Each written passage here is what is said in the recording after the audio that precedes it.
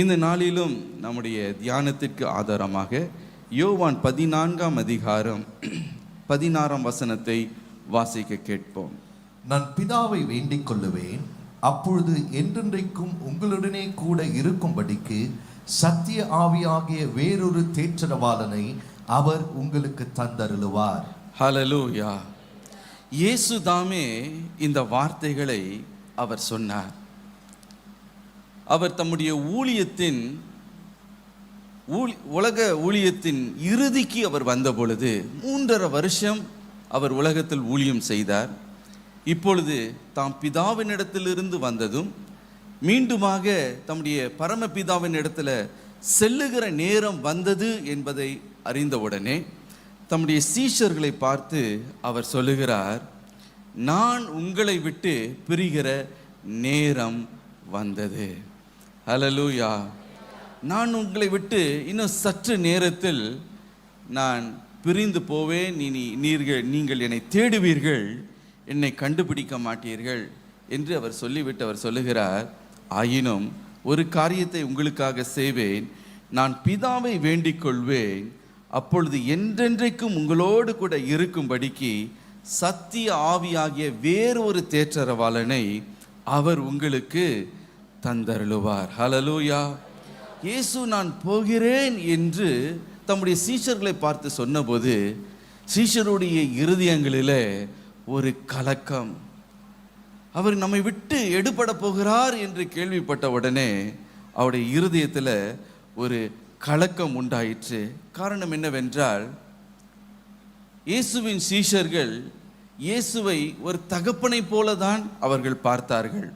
3.5 ஆண்டுகளும் பிள்ளைகளை போல இயேசு பின்பதாகவே அவர்கள் சுற்றி திரிந்தார்கள். அவர்களுக்கு ஒரு குறைவும் இல்லை என்று வேதத்தில் நாம் வாசிக்கிறோம். ஆகவே ஒரு தகப்பன் தன்னுடைய சிறு பிள்ளைகளை விட்டுவிட்டு ஒரு தூர தேசத்திற்கு போகும் பொழுது எப்படி பிள்ளைகள் கலங்குவார்களோ, எப்படி துயரப்படுவார்களோ, அதே போல இந்த சீஷர்களும் பிள்ளைகளை போல அவர்கள் தங்களுடைய இருதயங்களிலே துயரப்பட்டார்கள். அவர்களுக்குள்ள ஒரே துயரம். பாருங்க, தோமா இயேசுவை பார்த்து அவர் சொல்லுகிறார், கண்களில் கலங்கி அவர் சொல்லுகிறார், நீர் எங்கே போகிறீர்? நீர் எங்கே போகிறீர்? நாங்களும் அந்த இடத்திற்கு வர முடியுமா என்றெல்லாம் அவர் கேட்கிறார். ஏனென்றால் அவ்வளவு ஒரு ஏக்கம். இயேசு நம்மை விட்டு போய்விட்டால் நாம் என்ன செய்ய போகிறோம் என்று. இயேசுவும் பாருங்க, தம்முடைய சீஷர்களை பிள்ளைகளே என்று சொல்லிதான் அவர் அழைப்பது உண்டு. அவர் என்ன சொல்லுவார்? சிறு பிள்ளைகளே. யோவான் 13:33 அவர் சொல்லுகிறார், பிள்ளைகளே, இன்னும் கொஞ்சம் காலம் நான் உங்களை விட்டு எடுத்துக்கொள்ளப்படுவேன். அப்பொழுது சொல்லுகிறார், நீங்கள் என்னை தேடுவீர்கள், நீங்கள் என்னை தேடுவீர்கள். ஆம் பிரியமானவர்களே, ஆகவே இந்த சீஷர்களுடைய இருதயத்தில் ஒரு கலக்கம், ஒரு துயரம். இயேசு இதுவரைக்கும் நம்மோடு இருந்தார், அற்புதங்களை செய்தார். இப்பொழுது அவர் எடுத்துக்கொள்ளப்படுவார் என்றால் நாம் என்ன செய்ய போகிறோம் என்று அவர்கள் கலங்கினார்கள். அப்படி கலங்கி நிற்கும் போதுதான் அவர்களை தேற்றும்படி இயேசு இந்த வார்த்தைகளை அவர்களை பார்த்து சொன்னார், நான் பிதாவினிடத்தில் நான் வேண்டிக் கொள்ளுவேன். ஹல்லேலூயா.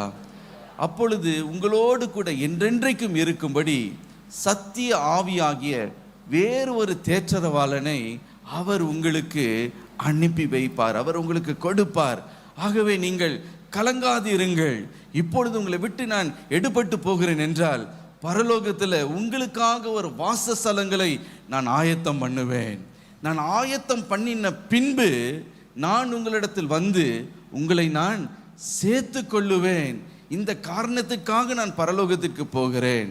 ஆனால் உங்களை நான் திக்கற்றவர்களாய் விடேன், உங்களை நான் அநாதைகளாய் நான் விட்டு போகவில்லை.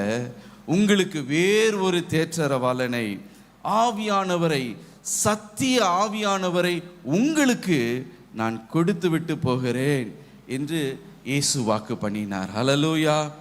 எனக்கு பிரியமானவர்களே, அவர் சொன்ன வாக்கின்படியே அவர் சிலுவைக்கு சென்று அவர் மரித்தார், அவர் அடக்கம் பண்ணப்பட்டார், உயிரோடு எழுந்தார், பரம் ஏறினார், பிதாவினிடத்தில் வேண்டிக் கொண்டார்.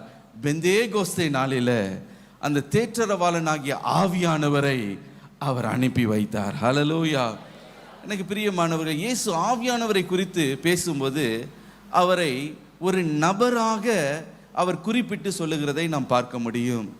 ஆவியானவரை ஒரு அக்ரிணையில் அந்த ஆவி வரும், அந்த ஆவி போகும் அப்படின்னு ஒரு அக்ரிணையை பயன்படுத்தி அவர் சொல்லலை.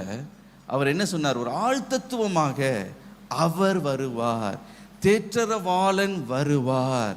ஆகவே ஒரு காரியத்தை நாம் அறிந்து கொள்ள வேண்டும். ஆவியானவர் என்று சொல்லும் பொழுது அவர் ஆழ்தத்துவம் உடையவர். He is a person. அவர் ஆழ்தத்துவம் உடையவர். அவருக்கென்று சில குணாதிசயங்கள் இருக்கிறது என்பதை மறந்து போகக்கூடாது. எப்படி பிதாவாகிய தேவனுக்கு சில குணாதிசயங்கள் இருக்கிறதோ, எப்படி குமாரனாகிய இயேசுவுக்கு சில குணாதிசயங்கள் அவர் ஒரு நபராக இருக்கிறாரோ, அதே போல ஆவியானவர் ஏதோ ஒரு சக்தி, ஏதோ வல்லமை, ஏதோ ஒரு உணர்ச்சி அல்ல. அவர் ஆழ்தத்துவமானவர். ஹல்லேலூயா. அவர் தேற்றுகிறவர்.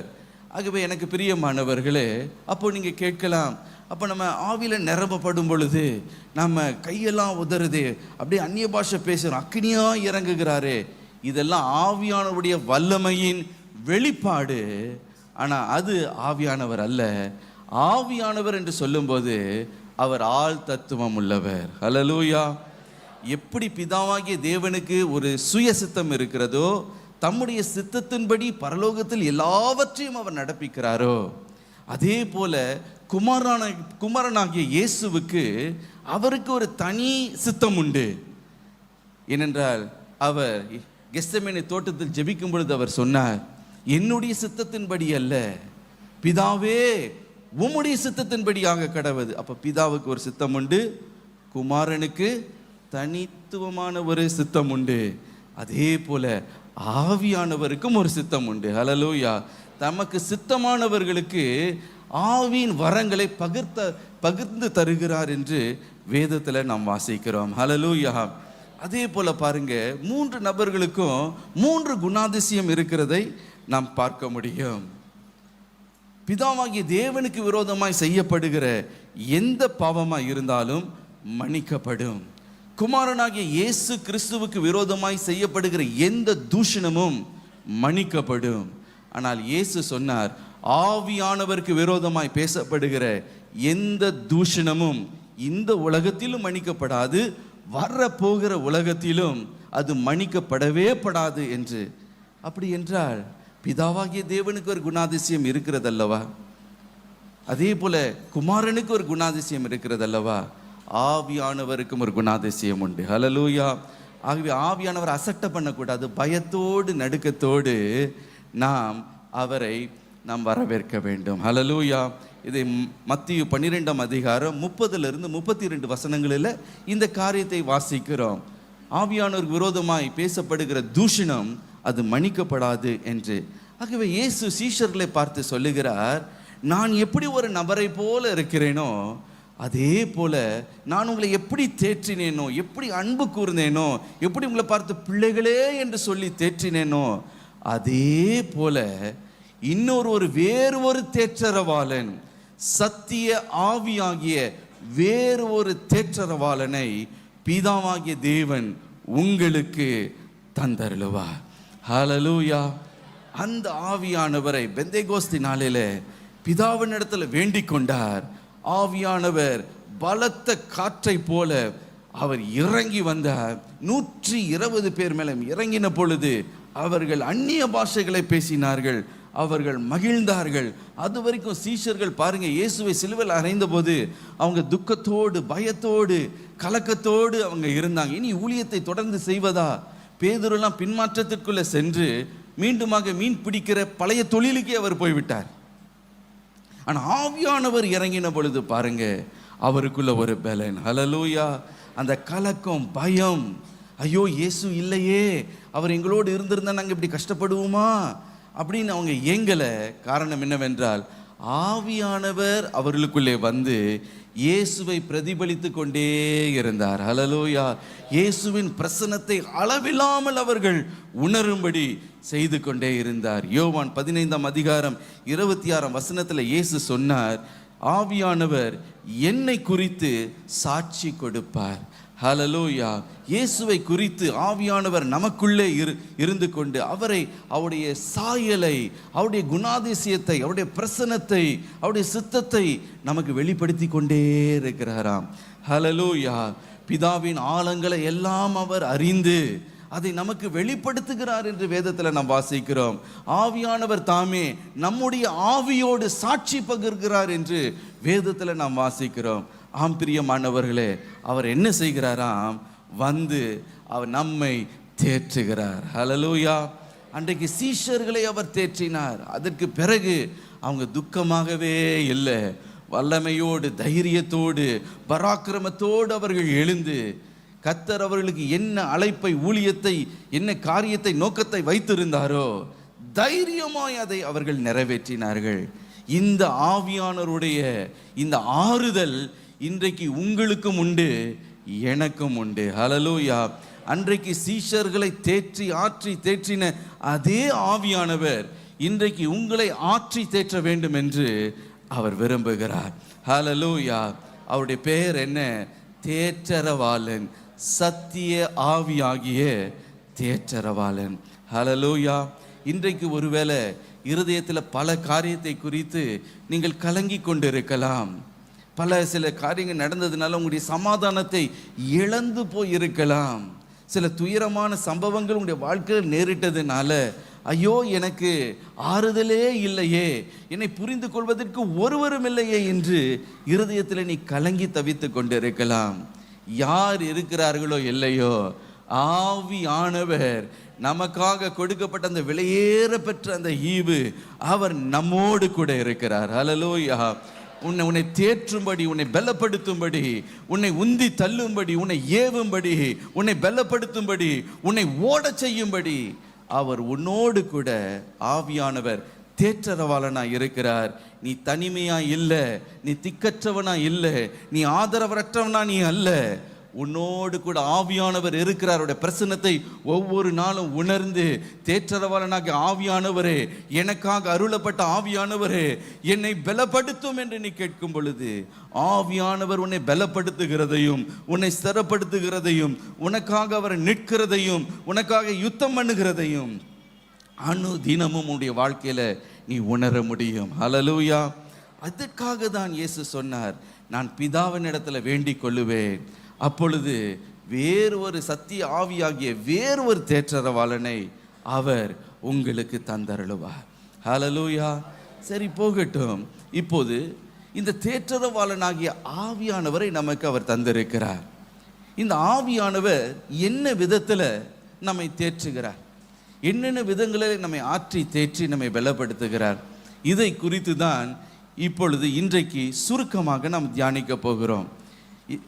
ஆவியானவர் தேற்றரவாளன் என்று யோவான் 14ஆம் அதிகாரம் 16ஆம் வசனம், யோவான் 14:26, யோவான் 15:26, யோவான் 16:7 வசனங்களில் ஆவியானவர் தேற்றரவாளன் என்று நம்ம வாசிக்கிறோம். சரி, இந்த தேற்றரவாளன் என்றால் என்ன அர்த்தம்? என்னென்ன விதங்களில் நம்மை தேற்ற போகிறார்? எனக்கு பிரியமானவர்களே, இந்த தேற்றரவாளன் என்ற இந்த வார்த்தையை நாம் ஆம்பிளிஃபைட் பைபிளில் நீங்கள் வாசித்து பார்ப்பீர்கள் என்றால் 5 விளக்கத்தை அங்கே கொடுக்கப்படுகிறதை நீங்கள் கண்டு கொள்ளலாம். முதலாவதாக, அவர் தேற்றரவாளன் என்றால் அவர் ஆலோசனை கொடுத்து நம்மை தேற்றுகிறாராம். இரண்டாவதாக, அவர் தேற்றரவாளன் என்று சொல்லும்போது அவர் உதவியாளராக நம்மை தேற்றுகிறார். மூன்றாவதாக, அவர் தேற்றரவாளன் என்று வேதத்தில் காணும் பொழுது அவர் நமக்காக விண்ணப்பம் செய்து மன்றாடி நமக்காக நம்மை அவர் தேற்றுகிறார். நான்காவதாக, அவர் நம்மை தேற்றுகிறார் என்று சொல்லும்போது நம்மை பலப்படுத்தி நம்மை தேற்றுகிறாராம். கடைசியாக, நம்மை தேற்றுகிறார் என்றால் அனுகூல துணையாக எப்பொழுதுமே நமக்கு உதவி செய்யும்படி துணையாக நின்று நமக்கு உதவி செய்கிறார். ஹல்லேலூயா. ஆங்கிலத்தில் அதற்கு ஸ்டாண்ட் பை என்ற பெயர் கொடுக்கப்பட்டிருக்கிறது. ஆம் பிரியமானவர்களே, இந்த 5 விதங்களை the Holy Spirit comforts you in all these 5 capacities and he proves himself to be a comforter to us. எனக்கு பிரியமானவர்களே, இந்த 5 காரியங்களையும் வேகமாய் நாம் தியானிப்போம். முதலாவதாக, பரிசுத்த ஆவியானவர் எப்படி நம்மை தேற்றுகிறாராம்? அவர் நமக்கு ஆலோசனை கொடுக்கிறவர். ஹல்லேலூயா. அப்போஸ்தலர் 8ஆம் அதிகாரம் 29ஆம் வசனத்தில் நாம் இவ்விதமாய் வாசிக்கிறோம். வாசிக்க கேட்போம். ஆவியானவர் நீ போய் அந்த ரதத்துடனே சேர்ந்து கொள் என்று பிலிப்புடனே சொன்னார். ஆவியானவர் நீ போய் அந்த ரதத்துடனே சேர்ந்து கொள் என்று பிலிப்புடனே அவர் சொன்னார்.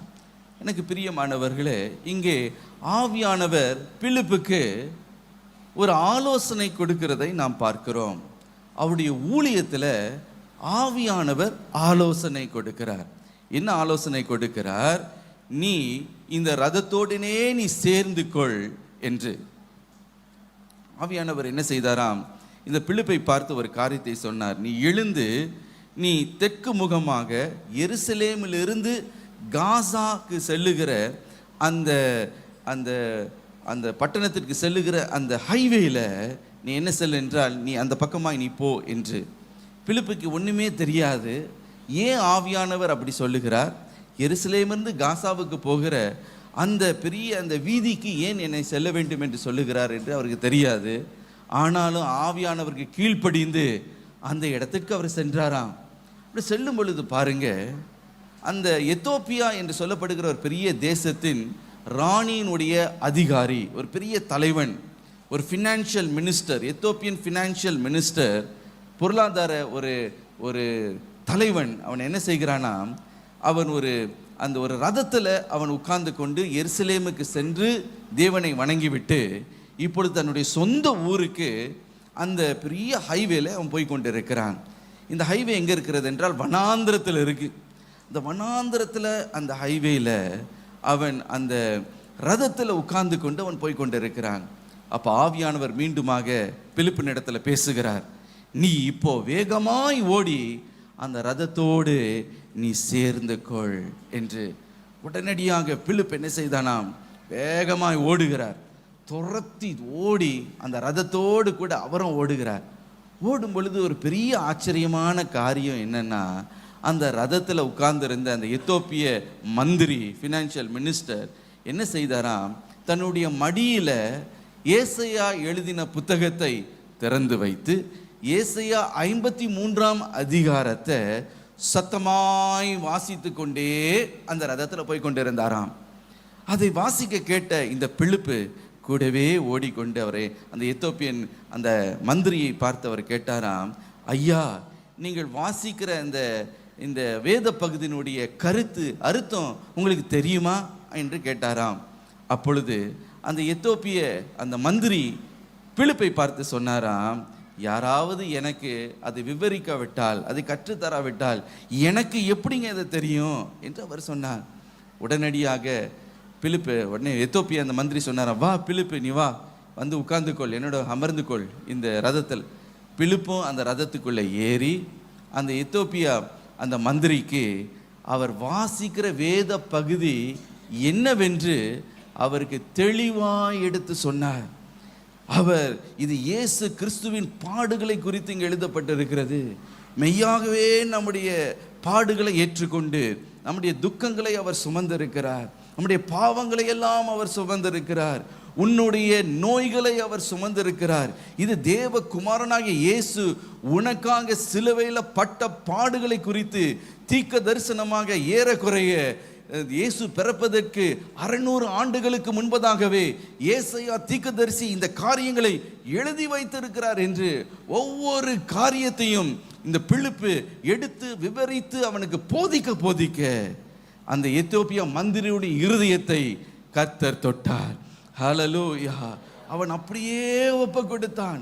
இந்த இயேசு எனக்கு வேண்டும், எனக்காக அவர் மரித்தாரா, எனக்காக சிலுவைக்கு அவர் சென்றாரா, எனக்காக இத்தனை பாடுகளை அவர் ஏற்றுக்கொண்டாரா, அவரை நான் ஏற்றுக்கொள்வதற்கு நான் ஆயத்தமாய் இருக்கிறேன் என்று அப்படி அவன் ஒப்பு கொடுக்கிறான்.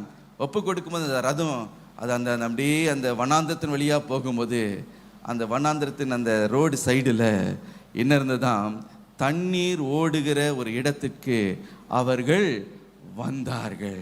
தண்ணீர் ஓடுகிற ஒரு இடம், தண்ணீர் மிகுதியாக இருக்கிற ஒரு இடத்துக்கு வந்த உடனே அந்த எத்தோப்பியா மந்திரி அவன் சொன்னானாம், இதோ தண்ணீர் இருக்கிறதே, நான் ஞானஸ்தானம் பெற்றுக்கொள்வதற்கு தடை என்ன? ஹல்லேலூயா. நான் ஞானஸ்தானம் எடுப்பதற்கு, தேவனுடைய நீதியை நிறைவேற்றுவதற்கு தடை என்ன? உடனடியாக எனக்கு ஞானஸ்தானம் கொடுங்கன்னு தேவனுடைய நீதியை நிறைவேற்றுவதற்கும் அவன் உடனடியாக அவன் ஒப்பு கொடுத்தான். ஹல்லேலூயா. பாருங்க எனக்கு பிரியமானவர்களே, தேவனுடைய வார்த்தைக்கு கீழ்ப்படியணும் என்ற ஒரு ஏக்கம் நமக்குள்ள இருக்குமே, ஆனால் ஆண்டவர் தண்ணி உள்ள பகுதியில் நம்மை கொண்டு சென்று நமக்கு அந்த நீதியை நிறைவேற்றுவதற்கு அவர் உதவி செய்வார். ஹல்லேலூயா. ஆனால் அதே நேரத்தில் சில பேர் பார்த்தீங்கன்னா தேவையில்லாத இந்த விட்டந்தா ஏதாவது ஒரு ஆர்கியூமெண்ட் பண்ணி கொண்டு இருப்பார்கள்.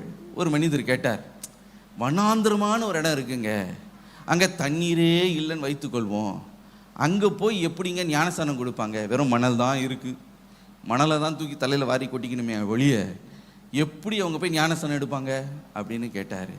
எனக்கு பிரியமானவர்களே, இவங்களுக்கு ஆனால் இவர் எங்கேருந்து பேசிக்கிட்டு இருக்காருன்னா, தண்ணீர் உள்ள இடத்துல, தண்ணீர் மிகுதியான இருக்கிற இடத்துல இவர் இங்கே உட்காந்துக்கிட்டு தண்ணி இல்லாதவன் எப்படி ஞானஸ்தானம் எடுப்பான்னு கீழ்ப்படியாமல் இவர் ரொம்ப கவலைப்பட்டு கொண்டு இருக்கிறார். இதுக்கு ஒரு ஒரு ஒரு ஒரு ஒரு உதாரணம் சொல்லணும். என்னென்னா, ஒரு பள்ளியில் ஒரு பிள்ளை 50 கிலோமீட்டர் தூரத்துலேருந்து ஸ்கூலுக்கு வருதான். அந்த 50 கிலோமீட்டரில் வரும்போது எப்படி சீக்கிரமாக கிளம்பினாலும் அந்த பஸ்ஸு ட்ரெயின் லேட்டில் ஒரு 5-10 நிமிஷம் லேட் ஆயிரும் ஸ்கூலுக்கு வர்றதுக்கு. ஆகவே ஹெட் மாஸ்டர் அந்த பிள்ளைக்கு மாத்திரம் சரி பரவாயில்ல, நீ 10 நிமிஷம் லேட்டாக வந்தாலும் பரவாயில்லன்னு ஒரு கிருபை பாராட்டி அந்த பிள்ளைக்கு மாத்திரம் ஒரு எக்ஸ்கியூஸ் கொடுத்தார். ஆனால் இன்னொரு பிள்ளை இருந்ததான் அதே ஸ்கூலில், அந்த வீட்டில் அந்த ஸ்கூலில் இருக்கிறதுக்கு எதிர் சந்திலேயே அந்த பொண்ணுடைய வீடு இருக்குது. தடிக்கு விழுந்தால் அந்த அம்மா வீடு, அப்படியே நடந்து வந்துடலாம் ஸ்கூலுக்கு. அந்த பிள்ளை என்ன பண்ணிச்சான், அவன் மாத்திரம் 10 நிமிஷம் லேட்டாக வரா, நானும் ஒரு 10 நிமிஷம் என்ன பண்ணுறேன் ஸ்கூலுக்கு லேட்டாக வரேன்னு மெதுவாக லேட்டாக வந்துச்சான். அப்போ கேட்டாரான் அந்த வாதியார், ஏம்மா நீ லேட்டாக வந்த? அவன் மாத்திரம் லேட்டாக வரால, ஏன் நான் லேட்டாக வரக்கூடாது அப்படின்னாரு. நான் சொன்னேன், 50 கிலோமீட்டர் தூரத்தில் வந்தனால அவளுக்கு ஒரு ஸ்பெஷல் எக்ஸ்கியூஸ். ஆனால் நீ இருக்க பாரு, இங்கே எதிரியே இருக்கிற, அப்படி நடந்து வந்தால் 10 அடியில் ஸ்கூலுக்குள்ளே நீ வந்துட போகிற, நீ லேட்டாக வர்றதுக்கு என்ன காரணம் அப்படின்னு போட்டாராம் ஒரு போடு. அதே போல் சில பேர் இருக்காங்க, அவங்க என்ன தெரியும், எல்லாத்தையும் விட்டுருவாங்க. கல்லன் ஞானஸ்தானம் எடுத்தானா, கல்லனுக்கு ஆண்டவர் விசேஷித்த கிருபையை கொடுத்தார். ஏன்னா அந்த நேரத்தில் தான் அவன் மனம் திரும்பினான், புரியுதுங்களா? அவனை வந்து சிலுவையிலேருந்து இறக்கி இயேசு அவரும் போய் பக்கத்தில் ஒரு யோதா நதியில் போய் ஞானஸ்தானம் கொடுக்க முடியாது. அவனுக்கு ஒரு விசேஷித்த கிருபை. அவர் நீதி உள்ள நியாயாதிபதி, யாருக்கு என்ன நீதி செய்யணும், என்ன கிருபை யாருக்கு கொடுக்கணும்னு அவருக்கு நல்லா தெரியும். ஆனால் காலமெல்லாம் எல்லா பக்கத்துலேயும் தண்ணி இருக்க, அவங்க வனாந்திரத்தில் ஞானஸ்தானம், அவங்க என்ன மண்ணை தூக்கியும் தலையிலையாக போட்டுப்பாங்க. என்ன எக்ஸ்பிளனேஷன் பாருங்கள். எனக்கு பிரியமானவர்களே, கர்த்தர் நீதி உள்ளவர், யாருக்கு எப்படி நீதி செய்யணும்னு அவருக்கு தெரியும். இந்த எத்தோப்பிய இந்த மந்திரி பாருங்க, அவன் சொல்லுகிறான், ஐயோ தண்ணீர் இருக்கிற ஒரு இடத்துக்கு நாம் வந்திருக்கிறோம், இதோ தண்ணீர் இருக்கிறதே, நான் ஞானஸ்தானம் பெற்றுக்கொள்வதற்கு தடை என்ன? இப்போ பலர் வந்து இது ஞானஸ்தானம் எடுக்காமல் இருக்காங்க. அவங்க தடை என்னன்னு கேட்டிங்கன்னா ஒரு தடையும் இல்லை, மன கடினம் தான் தடை. தண்ணி எல்லாம் இருக்குது, வீட்டிலேயே டேங்க் இருக்குது அவங்களுக்கு. ஆனால் என்ன அவங்களுக்கு தடைனா இருதய கடினம், தேவனுடைய நீதியை நிறைவேற்றுவதில் ஒரு அசட்டை. எனக்கு பிரியமானவர்களே, ஆனால் அந்த எத்தோப்பிய மந்திரி அப்படி அல்ல. ஹல்லேலூயா. ஏதோ தண்ணீர் இருக்கிறது, வனாந்திரத்தில் நீ உண்மையிலேயே ஆண்டோட வார்த்தையை கீழ்ப்படினோன்னு நீ நினைத்தீங்கன்னா வனாந்திரத்தில் உனக்கு மிகுந்த தண்ணியை ஆண்டவரே உண்டு பண்ணி தருவார். ஹல்லேலூயா. நான் நம்புகிற அந்த எருசலேமிலிருந்து காசாக்கு போகிற அந்த வீதியில் தண்ணி ஒரு சொட்டு தண்ணி கூட இருந்திருக்காது. ஆனால் எப்பொழுது எத்தோப்பிய மந்திரி நான் கீழ்ப்படியணும், ஆண்டோடைய நீதியை நிறைவேற்றணும்னு மாஞ்சித்தானோ, மிகுந்த தண்ணீர் உள்ள ஒரு இடத்தை ஆண்டவரே ஆயத்தம் பண்ணி கொடுத்தார். ஹல்லேலூயா. அங்கே போய் எத்தோப்பியா மந்திரிக்கு ஒரு ஞானசன்னம் கொடுத்தாங்க பாரு, டபக்குன்னு அவர் முழுங்கி எழும்புகிறதுக்குள்ள பிலிப்பை ஆவியானவர் வேறு இடத்திற்கு கொண்டு போய் விட்டார். ஹல்லேலூயா. ஆகவே என்ன சொல்ல வருகிறேன் என்றால், ஆவியானவர் ஆலோசனை கொடுக்கிறவர்.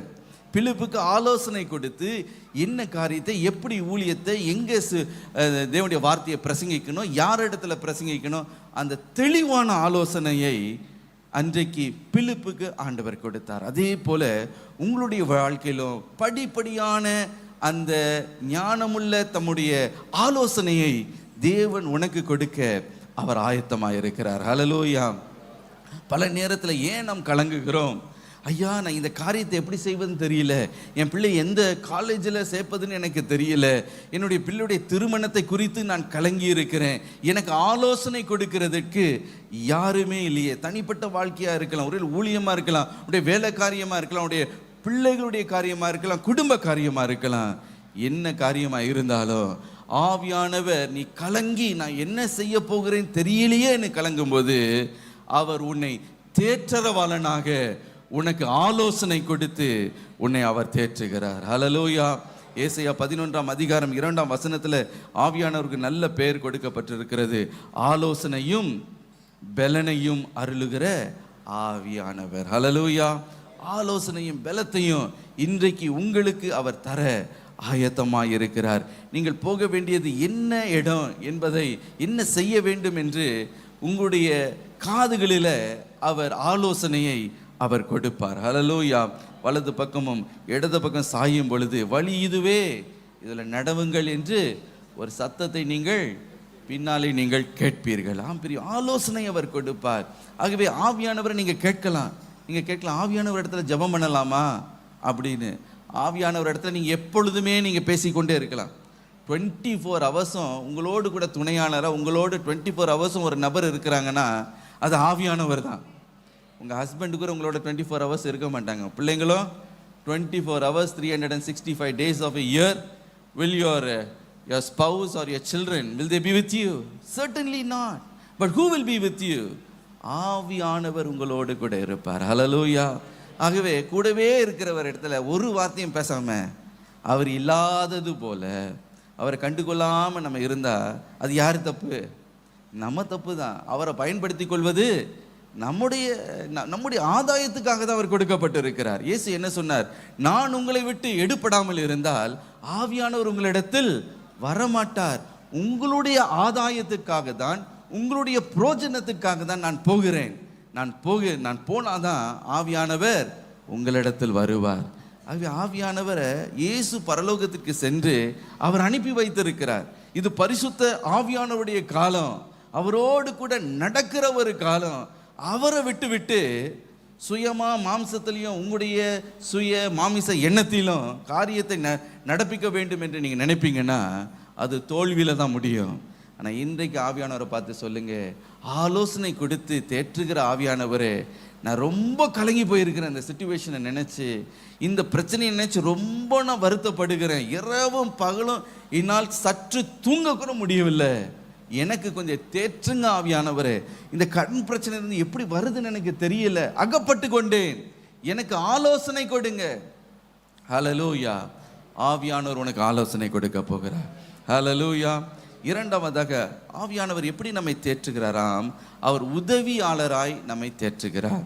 ரோமர் 8:26 அந்தபடியே ஆவியானவரும் நமது பலவீனங்களில் நமக்கு உதவி செய்கிறார். அந்தபடியே ஆவியானவரும் நமது பலவீனங்களில் நமக்கு உதவி செய்கிறார். ஹல்லேலூயா. நம்முடைய பலவீனங்களில் நமக்கு உதவி செய்கிற தேற்றரவாளன். நமக்கு பலவிதமான பலவீனங்கள் உண்டு. சில பேருக்கு மென்டல் வீக்னஸ் இருக்கும், சிலருக்கு சரீரத்தில் வீக்னஸ் இருக்கும், சிலருக்கு ஆவிக்குரிய பலவீனம் இருக்கும். பலவிதமான பலவீனங்கள் நமக்கு உண்டு. அதில் ரொம்ப நம்மை தாக்குகிற ஒரு பலவீனம் என்னன்னா, அது ஆவிக்குரிய பலவீனமாகிய ஜெபிக்க முடியாத ஒரு நிலைமை. பல நேரத்தில் ஜெபிக்கணும் அப்படின்னு நமக்கு வாஞ்சை இருந்தாலும் மாமிசம் பலவீனதாக இருக்கிறதுனால ஜெபிக்க முடிய மாட்டேங்குது. காலையில் எழும்ப முடியலை, முழங்கால் படிக்கிட்டு ஜெபிக்க முடியலை. சில நேரத்தில் ஜெபிக்கும் பொழுது எப்படி ஜெபிக்கிறது, எதுக்காக ஜெபிக்கிறது ஒன்றுமே ஓடாது. ஜெபிக்கணும்னு உள்ள வாஞ்சை இருந்தாலும் முழங்கால் படிக்கணும் 5 நிமிஷம் கூட அந்த ஜெபம் ரொம்ப நேரம் என்ன ஆகாது, அது போகாது. ஏன்னா நமக்குள்ளே ஒவ்வொரு மனிதர்களுக்குள்ளே ஒரு பலவீனம் இருக்கிறதாம். என்ன பலவீனம்னா ஜெபிக்க முடியாத தன்மை என்கிற ஒரு பலவீனம் நமக்கு இருக்கிறது. அப்படிப்பட்ட நேரத்தில் ஒருவேளை சரீர பலவீனமாக இருந்தால், என்ன பலவீனமாக இருந்தாலும் ஆவியானவரே எனக்கு உதவி செய்யும் அப்படின்னு கேட்பீர்கள் என்றால், ஆவியானவர் என்ன செய்கிறாராம், உதவியாளராக நம்முடைய பலவீனங்களில் நம்மை பலப்படுத்தும்படி ஆவியானவர் உதவி செய்கிறார். ஹல்லேலூயா. ஆகவே தான் ஃபாதர் பிரெக்மன்ஸ் ஐயா அவர் ஒரு அருமையான ஒரு பாடலை ஏற்றினார். ஆவியானவரே ஆவியானவரே பரிசுத்த ஆவியானவரே, ஆவியானவரே ஆவியானவரே பரிசுத்த ஆவியானவரே, எப்படி நான் ஜெபிக்க வேண்டும், எதற்காக ஜெபிக்க வேண்டும் கற்றுத்தாரும் ஆவியானவரே, எப்படி நான் ஜெபிக்க வேண்டும், எதற்காக ஜெபிக்க வேண்டும் கற்றுத்தாரும் ஆவியானவரே, வேத வசனம் புரிந்து கொண்டு விளக்கங்களை அறிந்திட வெளிச்சம் தாரும் ஆவியானவரே, வேத வசனம் புரிந்து கொண்டு விளக்கங்களை அறிந்திட வெளிச்சம் தாரும் ஆவியானவரே, ஆவியானவரே ஆவியானவரே பரிசுத்த ஆவியானவரே, எங்களுக்குள்ளே வாசம் செய்யும் ஆவியானவரே, இந்நாளில் உம் சித்தம் போல் நடத்தி செல்லும் ஐயா, எங்களுக்குள்ளே வாசம் செய்யும் ஆவியானவரே, இந்நாளில் உம் சித்தம் போல் நடத்தி செல்லும் ஐயா. ஹல்லேலூயா. ஆவியானவர் நம்மை பலப்படுத்துகிறார். சில நேரத்தில் போராட்டம், பிரச்சனை, நிந்த, அவமானம் வரும், பலனே இருக்காது. அந்த சூழ்நிலை சந்திக்கிறதுக்கு பலனே இருக்காது. நான் என்ன பண்ண போறேன்னு கலங்குவோம். இந்த ஊழியத்தில் இப்படிப்பட்ட போராட்டம் வரும், பிரச்சனைகள் வரும். அதுவும் எப்போ சாத்தான் கொண்டு வருவானா, அது ஊழியத்தை நிறைவேற்றுறதுக்கு கொஞ்ச நேரத்துக்கு முன்னாடி தான் கொண்டு வந்து நம்ம மனமடிவடைய செய்வான்.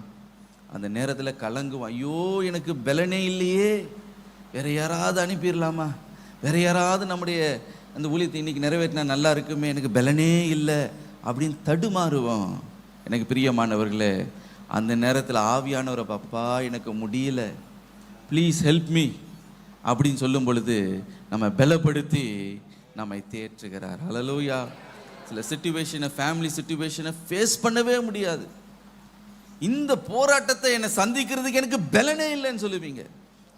இல்லைன்னா ஒரு சர்ஜரி இருக்கும், சர்ஜரிக்கு ஐயா நான் ஹாஸ்பிட்டலுக்கு போகிறது எனக்கு பலனே இல்லை, எனக்கு முடியலை, குடும்பத்தில் இருக்க போகிறேன் என்னால் முடியல அப்படின்னு சொல்லுவீங்க.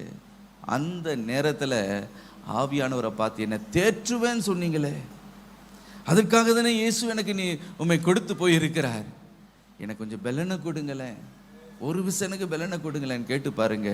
ஒரு இயற்கைக்கு அப்பாற்பட்ட ஒரு பலன் உங்களுக்குள்ள இறங்கும். ஹல்லேலூயா, ஹல்லேலூயா. எல்லாம் கட்டி வைத்திருக்கிற எல்லா கட்டுகளும் அக்கினிப்பட்ட நூலை போல அது சுட்டெரிக்கப்படும். கழுதையுடைய தாடை எடுப்பீங்க கையில, சத்துருவை நீங்க சங்காரம் பண்ணி போடுவீர்கள். ஹல்லேலூயா. ஆம் பிரியமானவர்களே, உங்களை உதவி செய்கிறதுக்காக, நீங்க திக்கற்றவன், உதவியற்றவன், I am a helpless person, I am orphan என்று சொல்ல வேண்டாம், நான் உன்னோடு கூட இருக்கிறேன். ஹல்லேலூயா. ஆவியானோட ஒத்தாசையை பிடித்து கொண்டு எனக்கு உதவி செய்யுங்க ஆண்டவரே. மாத்திரமல்ல, இன்னொரு விதத்தில் நம்மை தேற்றுகிறாராம், நமக்காக அவர் பரிந்து பேசுகிறார், விண்ணப்பம் செய்கிறார். ரோமர் 8ஆம் அதிகாரம் 26ஆம் வசனத்தை வாசிப்போம். நாம் ஏற்றபடி வேண்டிக்கொள்ள வேண்டியது என்னவென்று அறியாமல் இருக்கிறபடியால் ஆவியானவர் தாமே வாக்கு கடங்காத பெருமூச்சுக்களோடு நமக்காக வேண்டுதல் செய்கிறார். ஆவியானவர் தாமே வாக்கு கடங்காத பெருமூச்சுகளோடு நமக்காக வேண்டுதல் செய்கிறார். நாம் ஜெபிப்பதற்கு ஒரு உதவி செய்கிறது மாத்திரமல்ல, சில நேரத்தில் நமக்காக அவரே வேண்டுதலை அவர் ஏறெடுக்கிறார். ஹல்லேலூயா. இதை விட ஒரு ஒரு ஒரு ஒரு தேற்றரவாளன் நமக்கு வேறு யாருமே அவசியம் இல்லை. சில நேரத்தில் நம்ம ஏங்குகிறோம், இவங்க நம்ம தேற்றுவாங்களா, நமக்காக அவங்க ஜெபிப்பாங்களா, நம்மோடு கூட இவங்க துணை நிற்பாங்களா அப்படின்லாம் ரொம்ப ஆசைப்படுவோம். ஆனால் சில நேரத்தில் ஏமாற்றம் அடைந்து விடுவோம். ஆனால் ஆவியானவர் இருக்கிறாரு பாருங்க, ஆண்டவரே எனக்கு ஜெபிக்க கூட முடியலை அப்படின்னு சொல்லும்போது நமக்காக அவர் வேண்டுதல் செய்கிறார். ஹல்லேலூயா, ஹல்லேலூயா. சில நேரத்தில் எதுக்காக ஜெபிக்கணும் நமக்கு தெரியாது. ஏனென்றால் என்ன சம்பவிக்க போது நமக்கு தெரியாது. எல்லாம் அனுகூலமாக இருக்கிறது போல இருக்கும். என்ன அடுத்து பிரச்சனை என்ன வரும்னு நமக்கு தெரியாது. பாருங்க, ஒரு சகோதரியின் இடத்துல ஆவியானவர் ஏவிக்கொண்டே இருந்தாராம், நீ ஜெபம் பண்ணு ஜெபம் பண்ணு. ஆனால் இந்த அம்மா இல்லை, எனக்கு இந்த வேலை இருக்குது அந்த வேலை இருக்குது. அந்த உணர்வு ஆவியானவர் உள்ளத்தில் உணர்த்துகிறார். ஒரு பெரிய போராட்டம் வரப்போது, நீ ஜெபம் பண்ணு அல்லது கர்த்தருடைய பாதத்தில் காத்துருன்னு. ஆனால் இந்த அம்மா இல்லை, இதை முடிச்சுட்டு நான் அப்புறம் ஜெபம் பண்ணுறேன், அதை முடித்து விட்டு நான் ஜெபம் பண்ணுகிறேன் என்று இப்படியே சாக்கு போக்கு சொல்லிக்கொண்டே இருந்தார்கள்.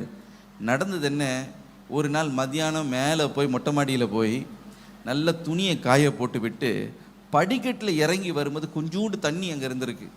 அதில் வலிக்கு தட்டாலன்னு விழுந்து காலில் இருக்கிற எத்தனையோ இந்த கீழே இருக்கிற அந்த ஆங்கிளில் இருக்கிற எத்தனையோ எலும்புகள் உள்ள நொறுங்கி போயிடுச்சான். ரொம்ப வேதனையோடு, ஏன் இந்த காரியம் நடந்தது, ஏன் இந்த காரியம் சம்பவித்தது?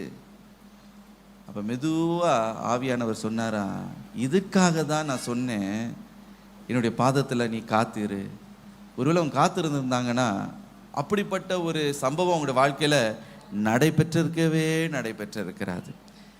என்ன ஜெபிக்கணும், நீங்கள் முழங்கால் பற்றி நீங்கள் அவ்வளோ கவலைப்பட வேண்டாம். நீங்கள் ஆவியில் நீங்கள் பாடிட்டு அந்நிய பாஷையில் ஜெபிக்கும் பொழுது ஆவியானவர் உங்களுக்காக அவர் வேண்டுதல் செய்ய தொடங்குவார். ஹல்லேலூயா. உங்களுக்கு என்ன சம்பவிக்க போகுதுன்னு உங்களுக்கு தெரியாது. ஆவியானவர் எல்லாவற்றையும் அவர் அறிகிறவர். என்ன நடக்க போகுது, என்ன ஆபத்து, சாத்தான் எங்கே உனக்கு காலுக்கு கண்ணி வைத்திருக்கிறான், எந்த இடத்துல உன்னை விழத்தள்ளணும்னு பார்க்குறான், எல்லாம் டீட்டெயிலும் ஆவியானவருக்கு தெரியும், உங்களுக்கு தெரியாது. ஆனால் நீங்கள் ஆவியானவர் விட்டு கொடுத்து, ஆவியானவரே எனக்கு ஜெபம் பண்ணுங்கன்னு விட்டு கொடுக்கும்போது என்னென்ன சம்பவங்கள், நீங்கள் என்னென்ன ஆபத்துக்களை நீங்கள் சந்திக்க போகிறீர்களோ அதுக்கு முன்னமே ஆவியானவர் வேண்டுதல் செய்து விடுவார். ஹல்லேலூயா. உங்களுக்காக வேண்டுது, இந்த சோதனையில் விழுந்து விடக்கூடாது, என் மகன் விழுந்துடக்கூடாது, இந்த போராட்டத்தில் அவன் சோர்ந்து போய் விடக்கூடாது, இந்த இந்த இந்த துஷ்ட மனிதன் எந்த காரியத்தை செய்துவிட, ஆவியானவர் உனக்காக வேண்டுதல் செய்வார். ஏனென்றால் நம்முடைய புத்திக்கு எட்டுகிற காரியம் கொஞ்சம், ஆவியானவருக்கு எல்லாமே தெரியும். ஹல்லேலூயா. சில காரியத்தை வெளிப்படுத்தி ஜெபம் பண்ண வைப்பார், சில நேரத்தில் அவரே வேண்டுதல் செய்து விடுவார். அற்புதத்தை மாத்திரம் நீங்கள் பெற்றுக்கொள்வீர்கள். ஆமேன், ஹல்லேலூயா. ஆகவே ஆவியானவர் ஒரு தேற்றரவாளன் என்றால் அவரிடத்தை பார்த்து சொல்லுங்க, எனக்காக வேண்டிக் கொள்ளுங்கப்பா. ஹல்லேலூயா. உன்னிலிருந்து உனக்காக அவர் வேண்டிக் கொள்வார். எவ்வளோ பெரிய ஒரு பாக்கியம் பாருங்க. இந்த தகப்பனார் சாம் ஜெபத்ரே அவர்கள் மரிப்பதற்கு முன்பதாக ஒரு ஒரு தேவ மனிதன் இடத்துல ஆண்டவர் என் முகத்தை காண்பித்து இவனுக்காக ஜெபம் பண்ணு என்று சொன்னாராம். அவர் என்ன ஆபத்து எனக்கு வரப்போகுது, என்ன துயரம் என் வாழ்க்கையில் வரப்போகுதுன்னு அவருக்கு தெரியாது. ஆனாலும் அவர் முழங்கால் படிக்கிட்டு அவர் ரொம்ப மணிக்கணக்காக அவர் ஜெபித்தார். ஆனால் அவர் ஜெபித்து அடுத்த நாளில் செய்தி வருகிறது, இப்படி சாம் ஜெபத்ரே அவர்கள் அவர் மரணம் அடைந்தார் என்று. நான் நம்புகிறேன் அன்றைக்கு ஆவியானவர் அந்த நபர் மூலமாக ஜெபித்தது அன்றைக்கு என்னை பலப்படுத்தினது. ஹல்லேலூயா, ஹல்லேலூயா. இப்படி மற்றவர்களுக்காக நீங்கள் ஜெபிக்கலாம், ஜெப ஊழியத்தை ஆண்டவர் உங்களுக்கு தருவார். ஆகவே தான் ஆவியானவரே எங்களுக்காக எங்கள் மூலமாய் வேண்டிக் கொள்ளுங்கள் என்று கேட்கும் பொழுது நிச்சயமாய் உனக்காக அவர் வேண்டிக் கொள்ள அவர் ஆயத்தமாயிருக்கிறார். ஹல்லேலூயா. அதுக்காக தான் ஆவியானவரை கொடுத்திருக்கிறார். நம்ம நினைத்து கொண்டு இருக்கிறோம் ஆவியானவர் ஏதோ உணர்ச்சி வசப்பட்டு விட்டு நம்ம வீட்டுக்கு போகணும். இல்லை, the Holy Spirit is there to stay with you and help you always. ஹல்லேலூயா. மாத்திரமல்ல, அவர் நம்மை பலப்படுத்துகிறாராம். ஆவியானவர் என்ன செய்கிறார்? நம்மை பலப்படுத்துகிறார். அப்போஸ்தலர் 10ஆம் அதிகாரம் 19-20 வசனங்கள். பேதுரு அந்த தரிசனத்தை குறித்து சிந்தை பண்ணி கொண்டிருக்கையில் ஆவியானவர், இதோ 3 மனுஷர் உன்னை தேடுகிறார்கள், நீ எழுந்து இறங்கி ஒன்றுக்கும் சந்தேகப்படாமல் அவர்களுடனே கூட போ, நான் அவர்களை அனுப்பினேன் என்று அவனுக்கு சொன்னார். ஆவியானவர் இங்கே பேதுருவின் இடத்துல அவர் பேசுகிறார். ஆவியானவர் ஒரு குறிப்பிட்ட பேதுரு ஒரு குறிப்பிட்ட ஊரில் இருக்கும்போது அவர் மேல் வீட்டு அறையில் சென்று அவர் ஜெபித்து கொண்டு இருந்தாராம். அவர் ஜெபம் பண்ணுகையில் ஒரு பெரிய தரிசனத்தை அவர் கண்டார் என்று அப்போஸ்தலர் 10ஆம் அதிகாரத்தில் நாம் வாசிக்கிறோம். வானம் அவருக்கு திறக்கப்பட்டது, அவன் ஞான திருஷ்டி அடைந்தான். 4 முனைகளில் கட்டப்பட்ட ஒரு துப்பட்டை அவனுக்கு முன்பதாக இறங்குறதை அவன் கண்டானாம். அதில் பலவிதமான மிருகங்கள், 4 கால்களில் நடக்கிற மிருகங்கள், காட்டு மிருகங்கள், ஊரும் பிராணிகள் எல்லாம் அதில் இருக்கிறது. திடீரென்று பரலோகத்திலிருந்து ஒரு சத்தம் உண்டாயிற்றாம் பேதுருக்கு. பேதுருவே, நீ எழுந்து அடித்து புசி என்று. உடனடியாக பேதுரு அதை பார்த்து சொல்லுகிறார், ஐயையோ, இதெல்லாம் அருவருப்பான, இதெல்லாம் தீட்டு உள்ள மிருகங்களாச்சே, இவைகளெல்லாம் நான் ஒரு காலமும் என்னுடைய நான் புசித்ததில்லையே என்று அவன் தன்னுடைய இருதயத்தில் தர்க்கம் பண்ணுகிறான். அப்பொழுது மீண்டுமாக இன்னொரு சத்தம் உண்டாகுகிறது, நான் சுத்தம் பண்ணினதை நீ அசுத்தம் என்று சொல்லாது இருப்பாயாக என்று.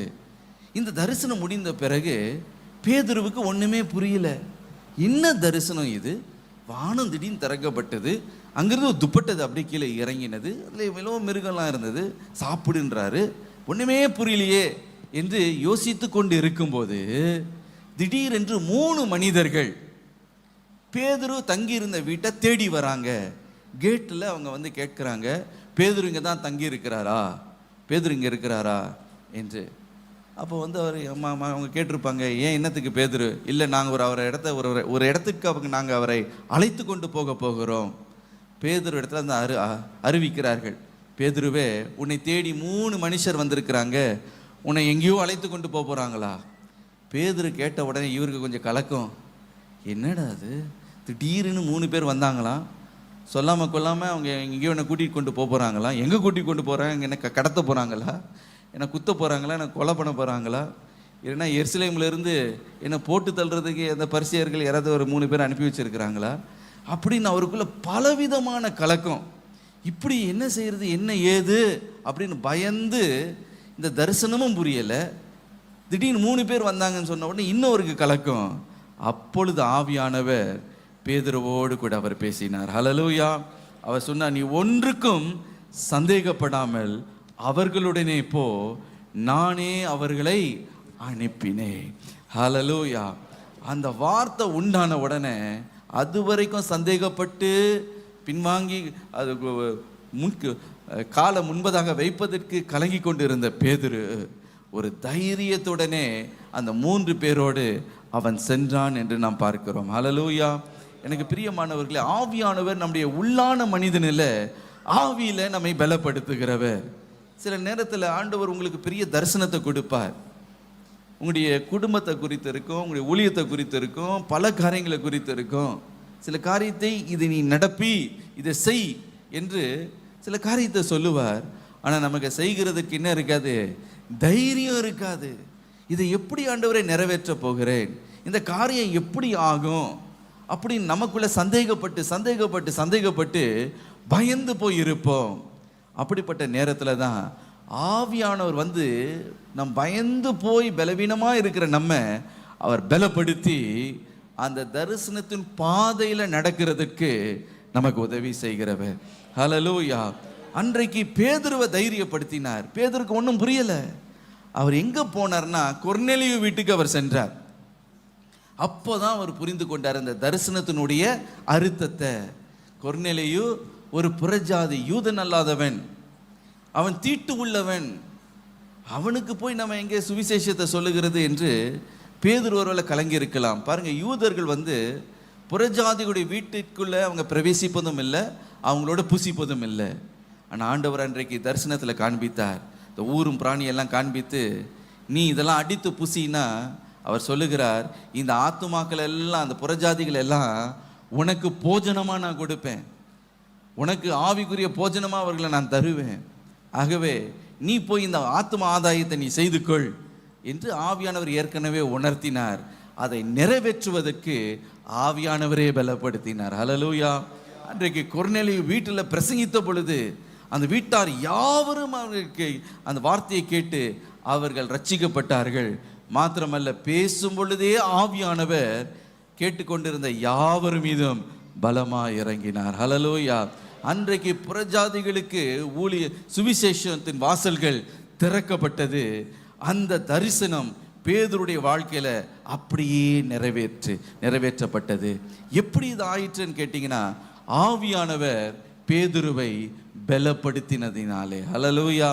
சந்தேகப்படுகிற அந்த பேதுருவை, கலங்கி நின்ற அந்த பேதுருவை அந்த தரிசனத்தை நிறைவேற்றுவதற்கு ஆவியானவர் ஒத்தாசையாய் இருந்தார்.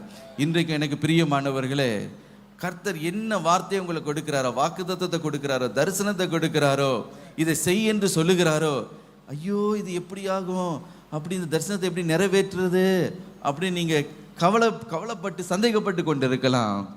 ஆனால் ஆவியானவர் சொல்லுவார், நானே இந்த காரியத்தை நடப்பிக்க போகிறேன், ஒன்றுக்கும் சந்தேகப்படாமல் நீ எழுந்து விசுவாசத்தோடு நட, நான் எல்லாவற்றையும் உனக்கு முன்பதாக செய்து முடிப்பேன். ஹல்லேலூயா.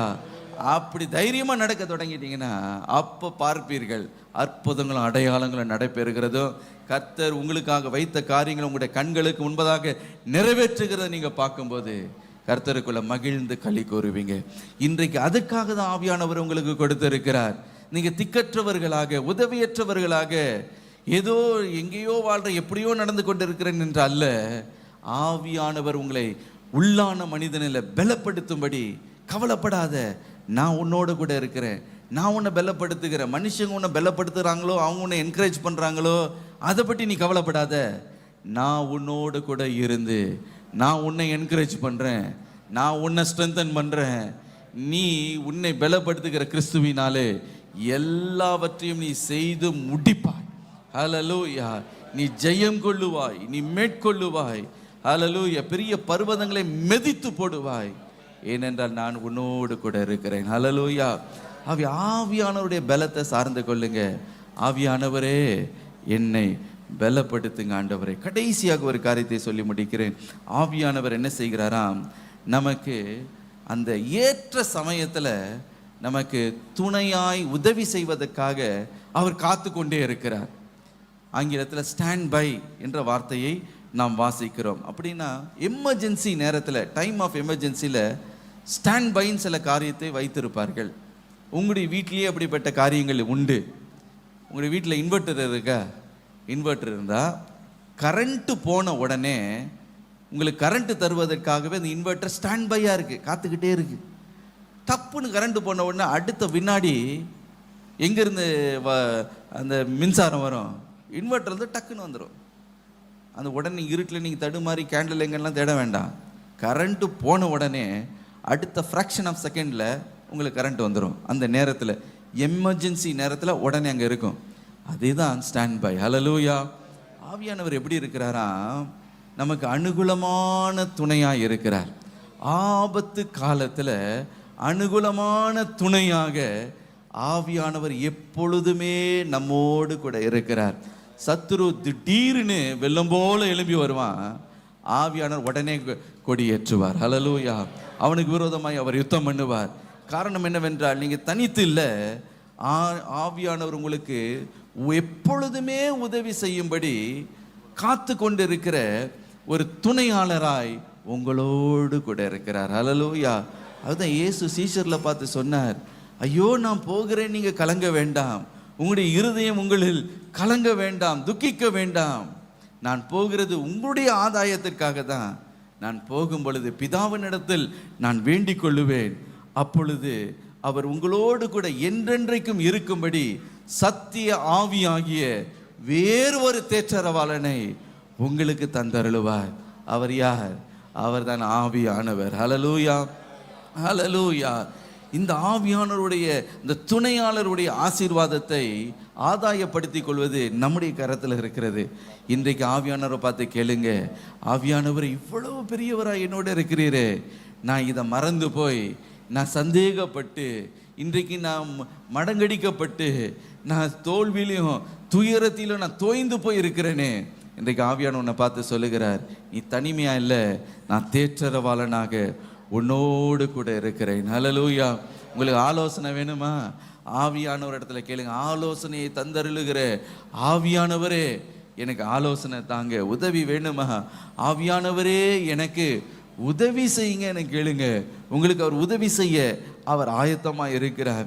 ஐயோ எனக்கு ஜெபிக்க முடியலையே, என்ன காரியத்துக்காக ஜெபிக்கிறேன்னு தெரியல, ஏதோ பாரமாக இருக்கு, ஆனால் என்னத்துக்காக ஜெபிக்கணும்னு தெரியலன்னும் போது ஆவியானவர் விட்டு கொடுங்க. ஆவியானவர் தாமே உங்களிலிருந்து வாக்கு கடங்காத பெருமூச்சுகளோடு உங்களுக்காக அவர் விண்ணப்பம் பண்ண போகிறார். ஹல்லேலூயா. மாத்திரமல்ல, உங்களை பலப்படுத்துவார். தரிசனத்தில் நடக்கும்படி, இந்த கிறிஸ்துவ வாழ்க்கையில் நடக்கும்படி, ஒவ்வொரு அன்றாட வாழ்க்கையில் உங்களை பலப்படுத்தி உங்களை நடத்தவர் வல்லமை உள்ளவர். கடைசியாக எப்பொழுதுமே உங்களுக்கு ஸ்டாண்ட் பை ஆக, உங்களுக்கு ஆயத்தமாக, உங்களுக்கு உதவி செய்கிற ஆயத்தமான துணையாளராக உங்களோடு கூட அவர் இருக்கிறார். ஹல்லேலூயா. ஆவியானவரே நன்றின்னு சொல்லி அப்படியே எழும்பி நின்று அவரை நோக்கி பார்ப்போமா? ஹல்லேலூயா, ஹல்லேலூயா.